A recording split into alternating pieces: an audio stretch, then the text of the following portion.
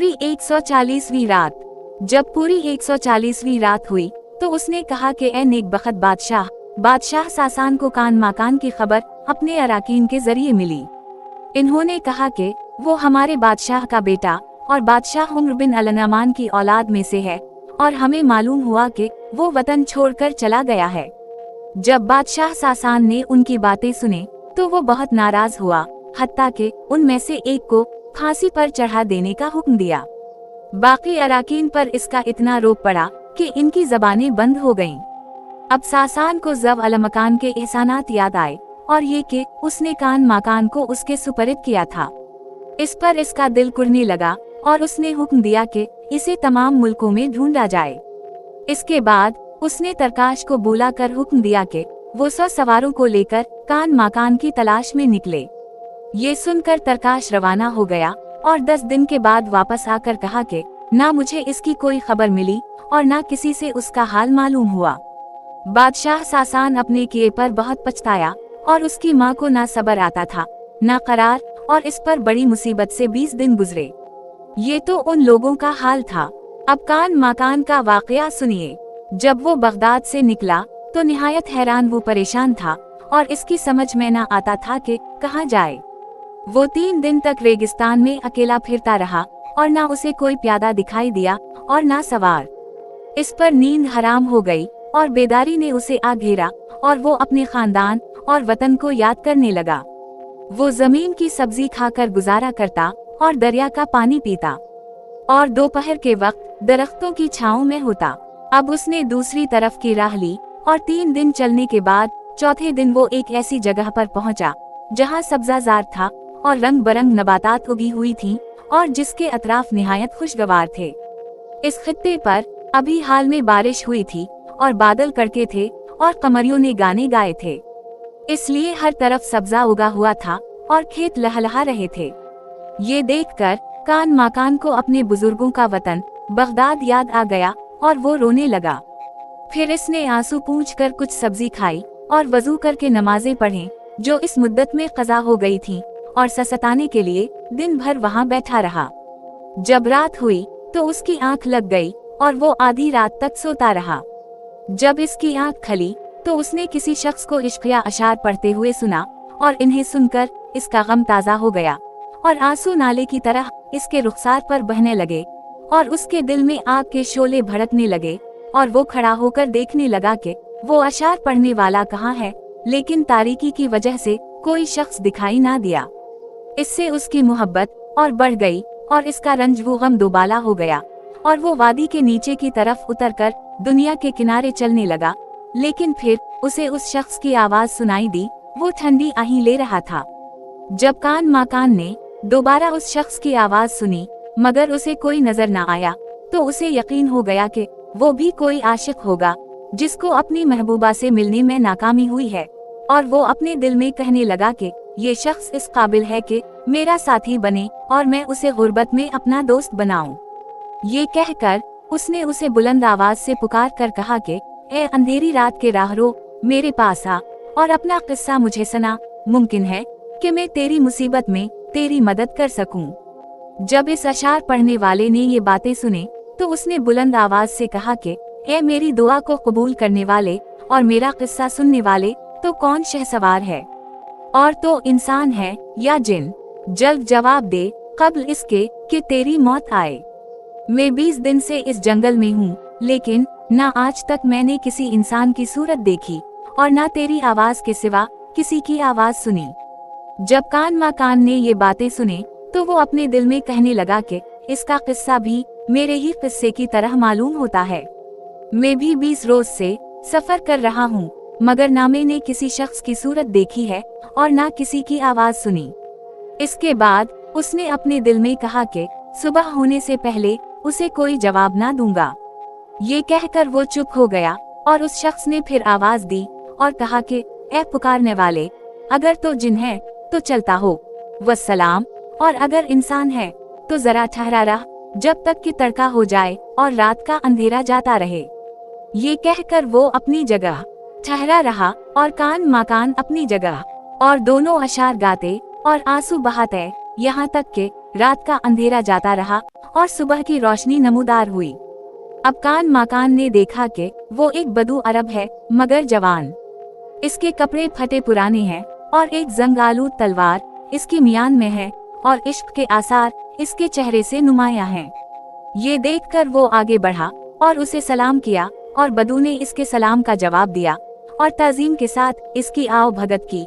लेकिन जब बदू ने देखा कि वो कमसुन है और फकीराना हाल में है, तो वो हिकारत से कहने लगा कि ए जवान, तो किस कौम से है और किस अरबी कबीले की तरफ मंसूब है और तेरा किस्सा किया है?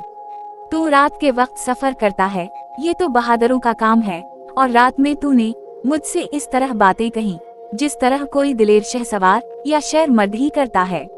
उस वक्त तेरी जान मेरे कब्जे में है, लेकिन तेरी कमसनी पर मुझे रहम आता है, इसलिए मैं तुझे अपने साथ लिए लेता हूँ ताकि तो मेरी खिदमत करे।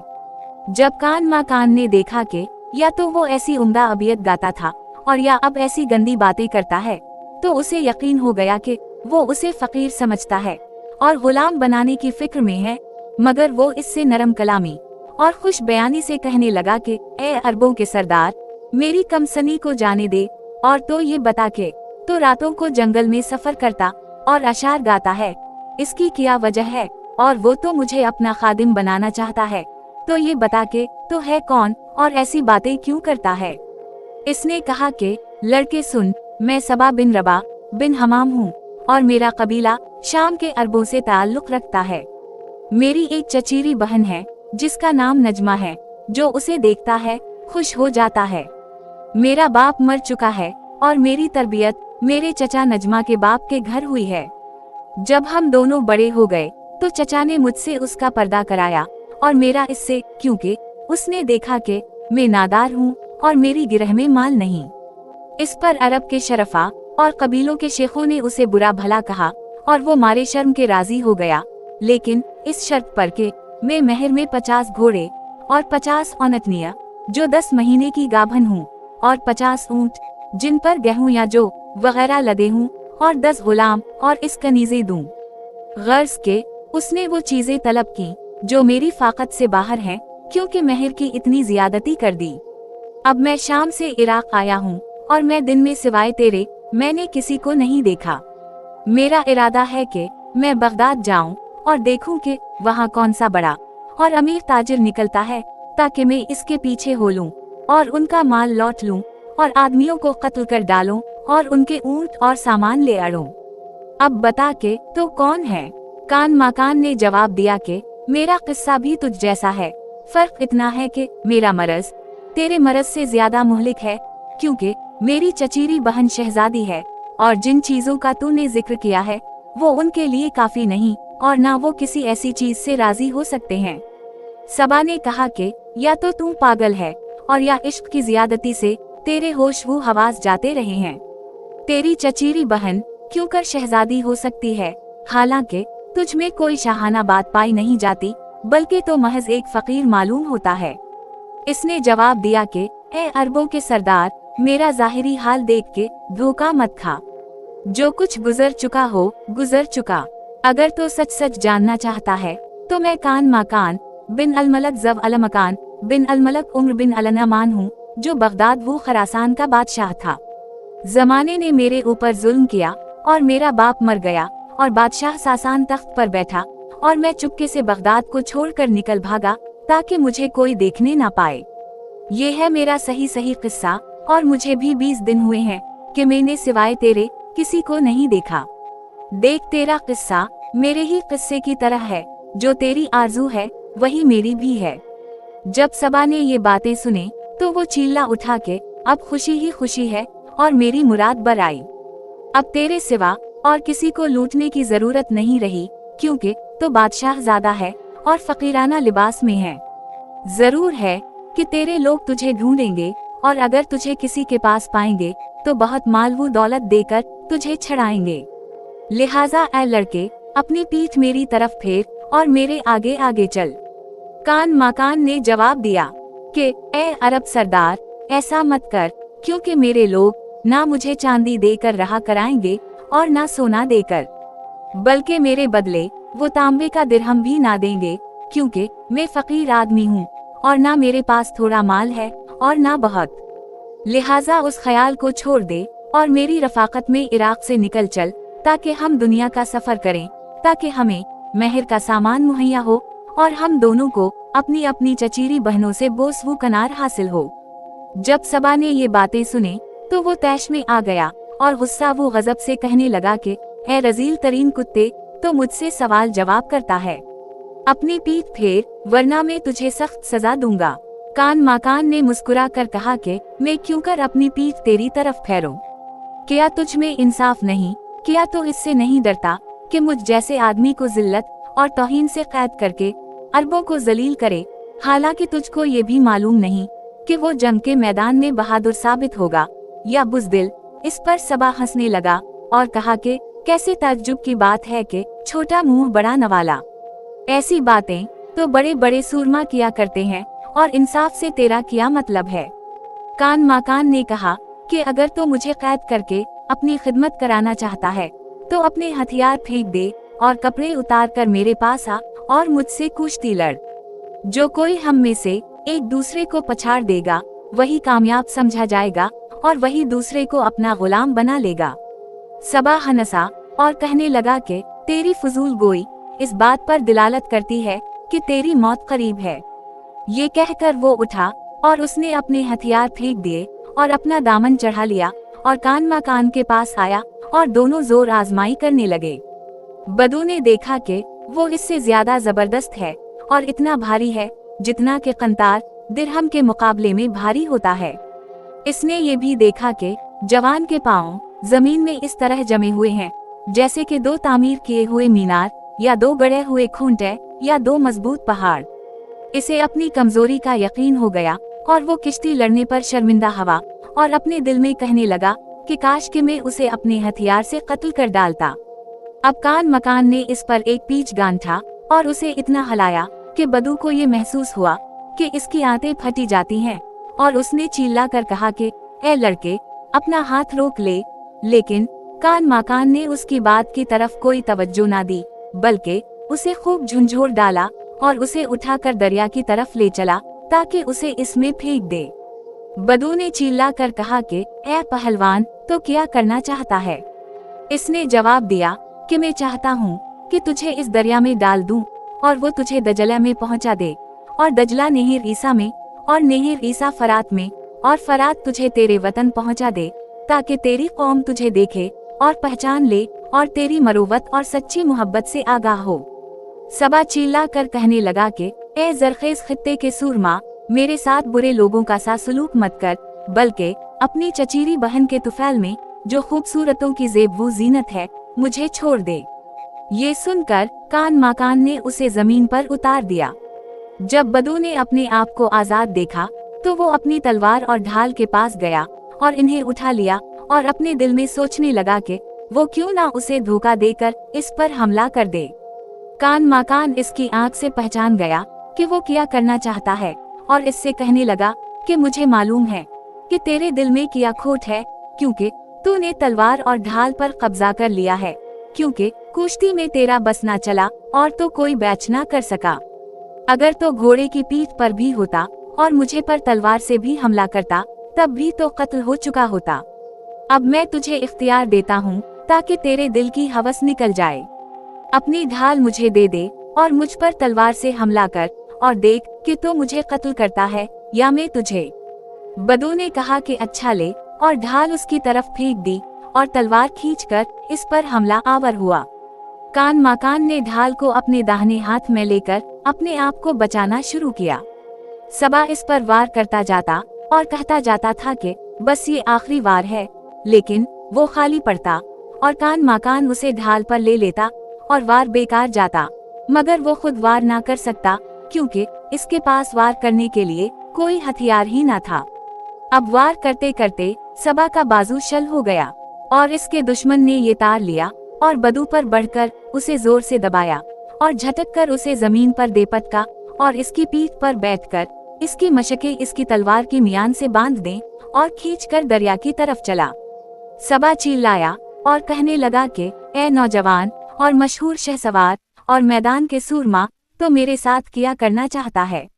इसने जवाब दिया कि मैंने कहा ना था कि मैं दरिया के रास्ते तुझे तेरी कौम और तेरे खानदान को भेजना चाहता हूँ, ताकि वो तुझे देखकर मुतमईन हो जाएं, और तो इन्हें देखकर मुतमईन हो जाए, और तो अपनी चचेरी बहन के वलीमे में भी शरीक हो सके। सबा चिल्लाने और रोने पीटने लगा और उसने कहा कि ए बेनज़ीर शहसवार, ऐसा मत कर, बल्कि मुझे आज़ाद करके अपना गुलाम बना ले। ये कहकर वो रोने और फरियाद करने लगा।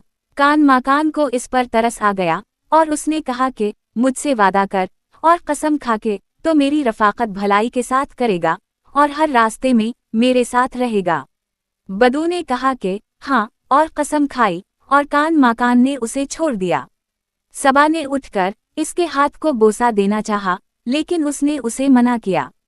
अब बदू ने अपनी खर्जी खोलकर जो कि 3 टक्कियां निकाली और इन्हें कान माकान के आगे रख दिया और दरिया के किनारे बैठकर दोनों बाहम खाने लगे। जब वो खाने से फारिग हो चुके तो इन्होंने वजू किया और नमाज पढ़ी और बैठकर बातें करने लगे कि दोनों पर उनके खानदानों और जमाने ने किया मुसीबतें ढाई हैं। कान माकान ने कहा कि अब तेरा क्या कसद है? इसने जवाब दिया कि मैं तेरे वतन बगदाद जाऊंगा और वहां इस वक्त तक ठहरूंगा जब तक कि खुदा मेहर का सामान कर दे। शहजादे ने कहा कि अपनी राह ले, मैं यहीं रहूंगा। बदू ने इससे रुखसत होकर बगदाद की राह ली और कान माकान अपने दिल में कहने लगा कि मैं क्या मुंह लेकर इस फक्र व फाक़े के साथ वापस जाऊं। खुदा की कसम, मैं खाली हाथ नहीं जाने का, और खुदा ने चाहा तो जरूर कामयाब हूँगा। ये कहकर वो दरिया के पास गया और वजू करके नमाज पढ़ी। जब उसने सजदा किया तो जमीन पर सर रखकर खुदा से दुआ मांगने लगा कि ए मेरे अल्लाह, जो तो पानी बरसाता और कीड़े को पत्थर के अंदर रोजी पहुंचाता है, मैं तुझसे दुआ मांगता हूँ कि तो अपनी कुदरत और लतीफ रहमत से मेरे ऊपर बख्शिश कर। जब उसने सलाम फेरा तो उसे सारे रास्ते मसदूद मालूम हुए। अभी वो बैठा हुआ दाहिने बाएं देख रहा था कि इसे एक सवार आता हुआ दिखाई दिया और जो झुका हुआ बैठा था और लगाम ढीली छोड़ दी थी। ये देखकर कान माकान सीधा होकर बैठ गया और थोड़ी देर के बाद सवार उसके पास पहुंच गया और उसने देखा कि वो मरने के करीब है। उसे इसकी मौत का यकीन था क्योंकि उसे कारी जख्म लगा था। जब सवार उसके पास पहुंचा तो उसके आंसू मशक की तरह बह रहे थे और कान माकान से कहने लगा कि ए अरब सरदार, जब तक मैं जिंदा हूँ तू मुझे अपना दोस्त बना ले, क्योंकि मुझ जैसा तुझे मयस्सर ना होगा, और मुझे थोड़ा सा पानी पिला दे। अगरचे जख्मी के लिए पानी पीना जहर है, खासकर इस वक्त जबकि खून बह रहा हो और दम निकलने वाला हो। अगर मैं जिंदा रहा तो तेरी तकलीफ और नादारी को दूर कर दूंगा, और अगर मर गया तो अपनी नेक नियति की वजह से सादत पाएगा। वो शख्स एक ऐसे घोड़े पर सवार था जिसकी तारीफ में जबान गूंगी है और इसकी टांगें ऐसी थीं जैसे कि मरमर के सुतून। जब कान माकान ने उस शख्स और उसके घोड़े को देखा तो उसका दिल मचल गया और अपने दिल में कहने लगा कि ऐसा घोड़ा आजकल नापैद है। ये कहकर उसने सवार को घोड़े से उतारा और उसके साथ मेहरबानी से पेश आया और उसे एक एक घूंट करके पानी पिलाया और उसे थोड़ी देर तक आराम करने दिया और फिर इससे पूछा कि किसने तेरे साथ ये जुल्म किया है। सवार ने जवाब दिया कि मेरा सही माजरा ये है कि मैं घोड़ों का बड़ा शातिर चोर हूँ और घोड़े चराना मेरा दिन रात का मशगला है। मेरा नाम गुसान है और मैं हर घोड़ी और घोड़े के लिए एक आफत हूँ। इस घोड़े के मुताल्लिक मैंने सुना था कि वो रूम के मुल्क में बादशाह अफरीदों के पास है और उसका नाम कातूल और लक़ब मजनू है। इसकी खातिर मैंने किस्तंतनिया का सफर इख्तियार किया और इसकी ताक में लगा रहा, यहाँ तक कि एक रोज एक बुढ़िया इस पर सवार होकर निकली जिसकी इज्जत रूमी बहुत ज्यादा करते हैं और जिसका हुक्म वहाँ चलता है। उसका नाम शितारा ज़ात अल-दूही है और उसके मकरो फरेब की कोई इंतहा नहीं। जब वो निकली तो उसके साथ महज 10 गुलाम थे जो उसकी खिदमत करते थे और ये घोड़ा था। इसका इरादा बगदाद व खरासान के मुल्क को जाने का था ताकि इसके बादशाह सासान से सुलह करे। इस घोड़े के लालच में मैं उनके पीछे पीछे हो लिया। मैं बराबर उनके पीछे लगा रहा मगर घोड़े तक रसाई ना हुई क्योंकि गुलाम इसकी सख्त निगहबानी करते थे। अब वो चलते चलते इस मुल्क में पहुंच गए और मैंने ख्याल किया कि कहीं वो बगदाद में दाखिल ना हो जाएं। मैं अभी इस घोड़े के चराने की फिक्र में लगा ही हुआ था कि एक गर्द उठी और चारों तरफ अंधेरा छा गया। जब गर्द हटी तो उसमें 50 सवार नजर आए जो सौदागरों पर डाका डालते थे। इनका सरदार एक बड़ा सूरमा था जो लड़ाई में मिसल शेर के था।